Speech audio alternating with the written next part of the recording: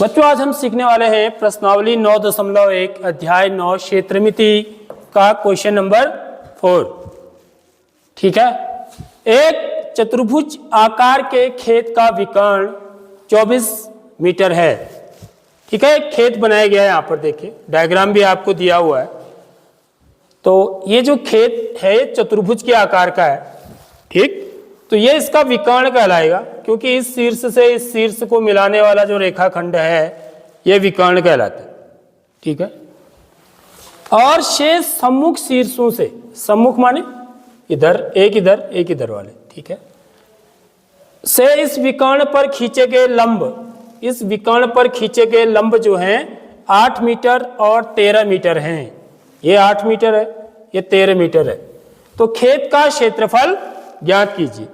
तो माना हम इस खेत के शीर्षों का नामकरण कर देते हैं। ठीक है, इस शीर्ष को मैं माना ए कह दूं, इसको बी, इसको सी और इसको डी। ठीक है, और इसको भी नामकरण कर देते हैं इनका ई और एफ। ये बिंदु को ई, ये एफ। तो इस खेत का यदि मुझे क्षेत्रफल निकालना है बच्चों, तो यहां पर यह न तो समांतर चतुर्भुज है न यह समचतुर्भुज है। ठीक है, तो लेकिन आप यदि इसके अंदर देखेंगे ध्यान से तो आपको 2 त्रिभुज दिखेंगे। देखिए, एक त्रिभुज है, एक त्रिभुज इसके नीचे वाला। तो बड़ा सिंपल सवाल है, समझ में आ रही बात? क्यों? क्योंकि आपको यहां पर क्या दे रखा है, ये देखिए लंब दे रखे है आपको। है लंब का मतलब ऊंचाई। यदि मुझे इस खेत का क्षेत्रफल निकालना है तो मुझे इस त्रिभुज के क्षेत्रफल, जो कि कौन सा है ये त्रिभुज, क्या बोलूंगा मैं इसको, त्रिभुज एडीसी। ठीक है, और त्रिभुज एबीसी, मैंने इसको फर्स्ट कह दूं, इसको सेकंड कह देता हूं। ठीक है, इन दोनों त्रिभुजों का क्षेत्रफल निकाल के उनको क्या कर दें, क्या कर देंगे, जोड़ देंगे, तो ये पूरे खेत का क्षेत्रफल निकल जाएगा।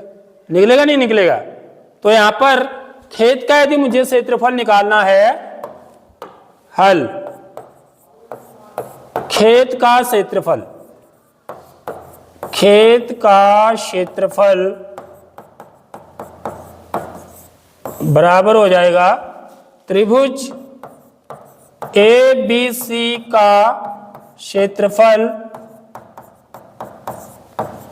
धन त्रिभुज, ये त्रिभुज का प्रतीक होता है। ठीक है, त्रिभुज ए डी सी का क्षेत्रफल। ठीक है बच्चों, आ रही बात समझ में? त्रिभुज एबीसी का क्षेत्रफल धन त्रिभुज एडीसी का क्षेत्रफल, तो पूरे चतुर्भुज का क्षेत्रफल निकल जाएगा। क्योंकि ये जो चतुर्भुज है 2 त्रिभुजों से मिलकर बना है। समझ में आ गई बात? तो अब त्रिभुज का क्षेत्रफल निकालना हमको पता है। हमको क्या दी हो नीचे, आधार और ऊंचाई। समझ लो बात? तो यदि मैं इस त्रिभुज की बात करूं ए बी सी का, तो इसका आधार कितना है, ये आधार हो गया, ये 24 सेंटीमीटर दिया हुआ है आपको। देख लो ये प्रश्न में विकर्ण दे रखा ना आपको पूरा। विकर्ण का मतलब क्या हुआ, यहां से लेके यहां तक की दूरी पूरी दे रखी है। ठीक है, यानी कि आधार कितना दिया है आपको, 24। तो हम क्या लिखेंगे, 1/2, सूत्र क्या होता है 1/2 गुणा आधार। आधार क्या हुआ, AC गुणा ऊंचाई। इस त्रिभुज की ऊंचाई कितनी होगी, B से लेके F तक, यह बिंदु मेरा F है। ठीक है, गुणा BF। आगे बात समझ में? ऐसे दूसरे त्रिभुज, दूसरा वाला जो त्रिभुज है इसका क्षेत्रफल क्या होगा, 1/2 गुणा आधार भी, इसका भी AC है, आधार तो सेम है ना दोनों का, गुणा ऊंचाई। ऊंचाई का मतलब लंब ऊंचाई। ये कितना है, DED, क्या बोलेंगे इसको, ED। आगे बात समझ में? तो ये सूत्र से ये पूरे चतुर्भुज का क्षेत्रफल निकल जाएगा। अब इनके मान रख देते हैं।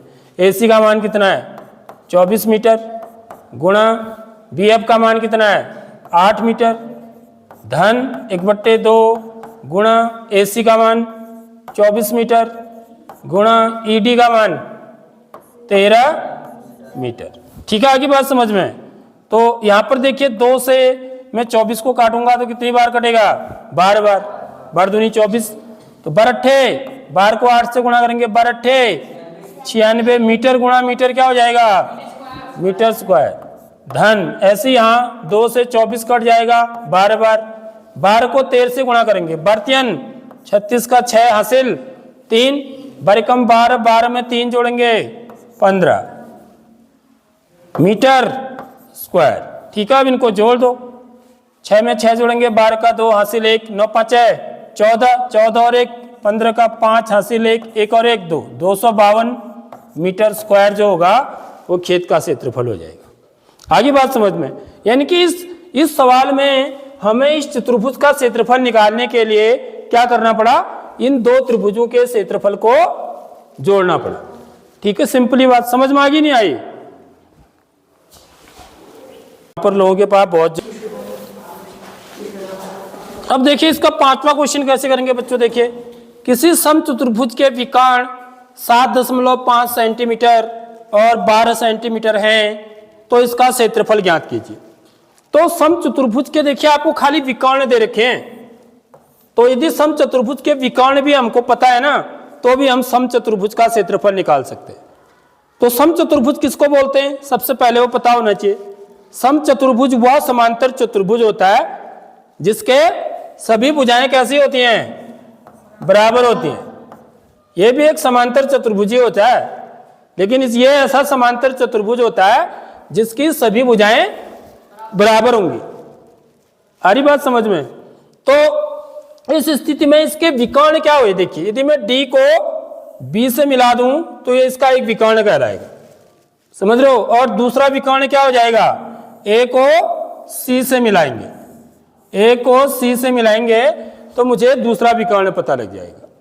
ठीक है, तो माना ये वाला विकर्ण इसका D1 है, इसकी लंबाई, और इसकी लंबाई क्या है? D2 है, किसकी? दूसरे वाले विकर्ण की। ठीक, तो इस केस में समचतुर्भुज का क्षेत्रफल, समचतुर्भुज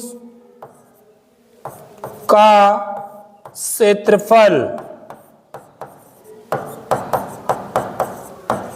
बराबर होता है 1/2 गुणा D1 गुणा D2। याद रखिए इस चीज को, यह चीज को याद रखना है। समचतुर्भुज का क्षेत्रफल निकालने का सूत्र क्या होता है? 1/2 इंटू D1 इंटू D2। ठीक है, तो यहां पर D1 क्या है? विकर्ण है। ठीक है, तो इसका हल यहां पर करेंगे। तो हल इस प्रश्न में, या हम कह सकते हैं समचतुर्भुज का क्षेत्रफल, समचतुर्भुज का क्षेत्रफल बराबर होता है 1/2 गुणा विकर्णों का